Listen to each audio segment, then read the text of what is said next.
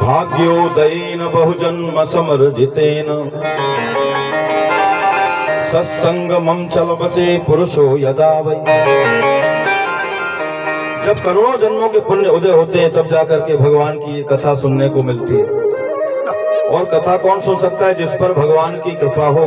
जो जाने तह देव जनाई, उसको वही जान सकता है जिसको प्रभु चाह ले कि ये मुझे जान जाए।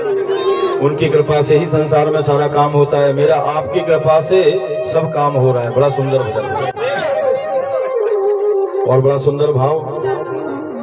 भाव के बस में है भगवान, भाव बिना सब साधन झूठो, बिरथा सकल विधान।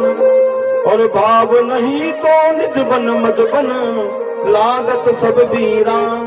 भाव के बस में है भगवान, भाव नहीं तो हर मंदिर में, भाव नहीं तो हर मंदिर में दीखत बस पाषाण। और भाव होए तो पाषाणों में प्रगटे श्री भगवान।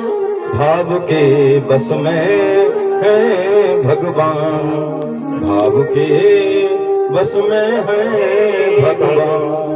तो भगवान भाव के भूखे भैया। कल हमने एक बात बताई थी कि अगर भगवान जो आप प्रसाद चढ़ाते हैं ना, लड्डू पेड़ा रबड़ी खाने लगे तो 80% भक्त लोग भोग लगाना बंद कर देंगे। बोलो राधे राधे। पता चला 2 किलो लड्डू चढ़ा था, महाराज 250 ग्राम रह गया। लोग कहेंगे अरे भगवान तो सब खा जाते हैं, महाराज हमारे लिए तो छोड़ते ही नहीं। जब गोवर्धन महाराज को भोग लगाया ब्रजवासियों ने, शर्त रखी कि प्रत्यक्ष दर्शन देना होगा। अब जितने भी थाल आ रहे हैं भरे भरे, सब महाराज 10-10 क्विंटल जो भोग है लड्डू उठा करके गोवर्धन महाराज खा रहे हैं।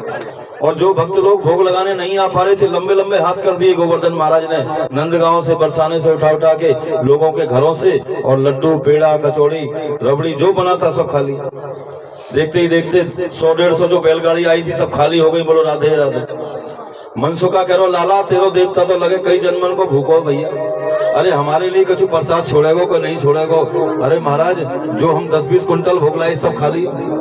लड्डू पेड़ा बूंदी कचौड़ी कछुना छोड़ो, हम कहा खाएंगे भैया 56 भोग में? एक तिनका नहीं बचो। भगवान बोले अपनी अपनी आंखें बंद करो। तो जो एक बैलगाड़ी लाया था भर करके मिठाइयों से, वहाँ 4 बैलगाड़ी प्रकट हो गई। चौगुना करके भगवान ने दे दिया।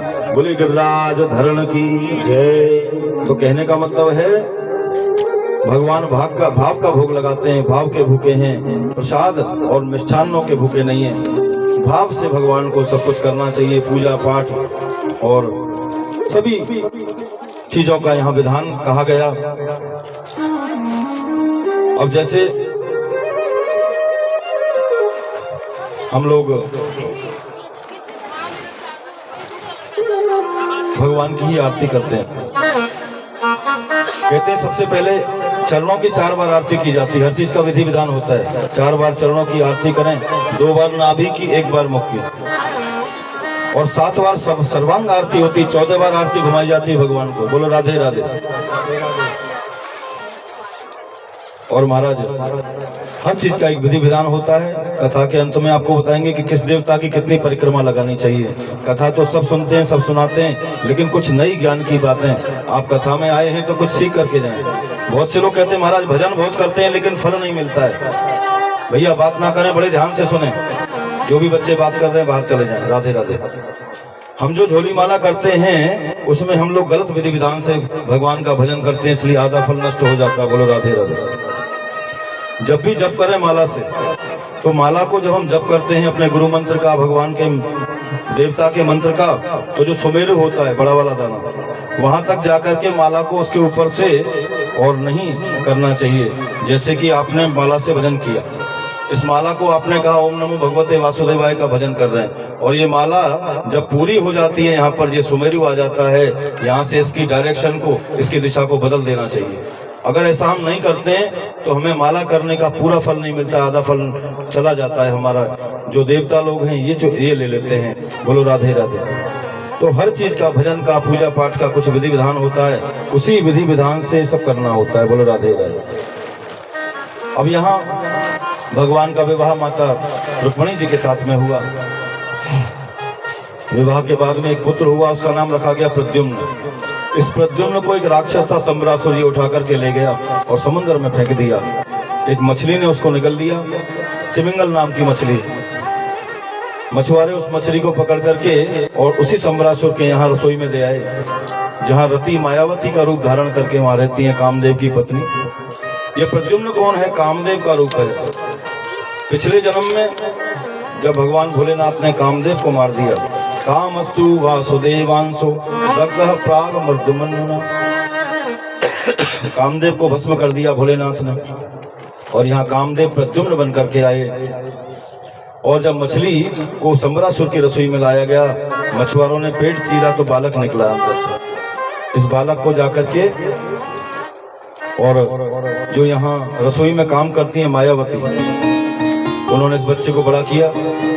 आगे जाकर के सम्रासुर का वध किया प्रद्युम्न ने, और रति रूपी पत्नी को लेकर के द्वारिका में पधारे हैं। बोले प्रद्युम्न जी महाराज की जय। भगवान का दूसरा विवाह हुआ जाम्बवती से, और तीसरा विवाह हुआ है सत्यभामा से।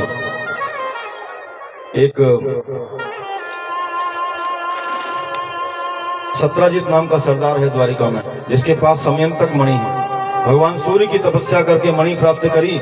ये 80 तोले सोना रोज देती है। सोचिए, थोड़ा कम कर लिया, सोचिए कि 80 तोले सोना जब आता है तो सारा धन और वैभव उसके घर में आ गया। सत्राजित के अभिमान हो गया। लोगों ने कहा भैया ये मणि द्वारिकाधीश को भेंट कर दो, ये तो भगवान के पास होनी चाहिए, मानव का नुकसान हो सकता है। लेकिन सत्राजित ने मणि नहीं दी। एक बार उनका भाई प्रसेन मणि को पहनकर वन में गया शेर का शिकार करने। वहां एक बलवान सिंह ने आक्रमण किया और प्रसेनजित को मार दिया, मणि को छीन लिया। जामवंत जी आ रहे थे गुफा के पास, देखा एक शेर मणि लेकर घूम रहा है। जामवंत जी ने उससे युद्ध किया और उसको पराजित करके मार दिया शेर को, और मणि छीन ली। उस मणि को लेकर गुफा में